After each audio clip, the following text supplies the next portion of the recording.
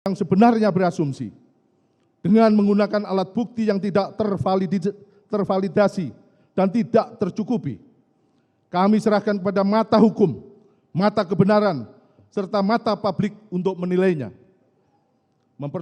Memperhatikan isi nota pembelaan atau pledoi dari tim penasihat hukum terdakwa, pada pokoknya memohon kepada majelis hakim yang menyidangkan kami anggap dibacakan dan dibaca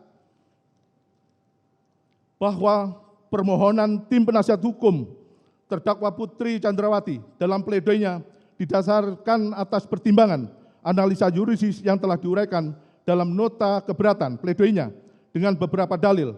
Untuk itu, kami penuntut umum akan memberikan tanggapan sebagai berikut. 1. Tanggapan terhadap bagian pledoi pribadi terdakwa Putri Chandrawati. Pledoi pribadi terdakwa Putri Chandrawati yang terdakwa tulis tangan sendiri halaman 3 yang menyatakan, dengan tuduhan sebagai pelaku pembunuhan berencana yang sampai saat ini tidak saya pahami, tidak pernah saya menyangka pada tanggal 8 Juli 2022 telah bisa terjadi. Konstruksi yang dibangun dengan menambah aspek perselingkuhan rasanya tidak pernah cukup untuk mendakwa saya sebagai pelaku pembunuhan berencana, namun juga menuding saya sebagai perempuan tidak bermoral.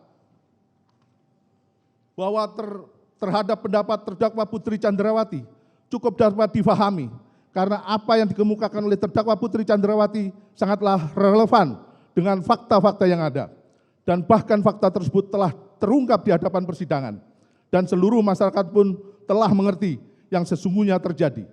Berdasarkan fakta-fakta hukum yang terungkap di hadapan persidangan, bukan hal yang mengada-ngada seperti yang dikemukakan oleh terdakwa menyatakan menuding terdakwa Putri Chandrawati sebagai perempuan tidak bermoral, karena pada nyatanya kalimat itu sama sekali tidak tertulis dalam surat tuntutan penuntut umum. Penuntut umum menyadari dan menghormati betul kedudukan terdakwa Putri Chandrawati sebagai seorang wanita, seorang istri, dan seorang ibu rumah tangga, sebagaimana Islam memuliakan Maryam, Fatimah, Khadijah, dan Aisyah. Kristen dan Katolik memuliakan Bunda Maria dan Elizabeth. Kemuliaan Dewi Sinta dalam Wiracarita Ramayana dan Drupadi dalam Mahabharata agama Hindu, serta kemuliaan Putri Yasodhara dalam ajaran agama Buddha. Sehingga penuntut umum memilih tidak menyimpulkan hasil poligraf atau beberapa alat bukti yang tidak terkait langsung dengan pemenuhan unsur inti delik, pistandel delik, dalam pasal sebagaimana dakwaan penuntut umum yang termuat dalam tuntutan terdakwa Putri Chandrawati.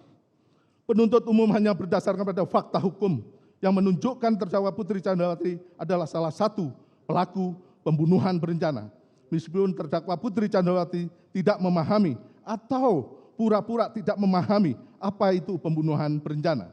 Akan tetapi terdakwa Putri Chandrawati melakukan karakter yang dipersyaratkan dengan pembunuhan berencana, yaitu menyampaikan cerita kepada saudara Ferdi Sambo berupa cerita jika terdakwa Putri Chandrawati dilecehkan yang kemudian berubah menjadi cerita pemerkosaan. Lalu saudara Ferdi Sambo S membuat perencanaan dan bekerja sama dengan saksi Riki Rizal Wibowo, saksi Kuat Ma'ruf, dan saksi Richard Eliezer Budiang Lumiu untuk menghilangkan nyawa korban Nofriansah Yosua Huta Barat.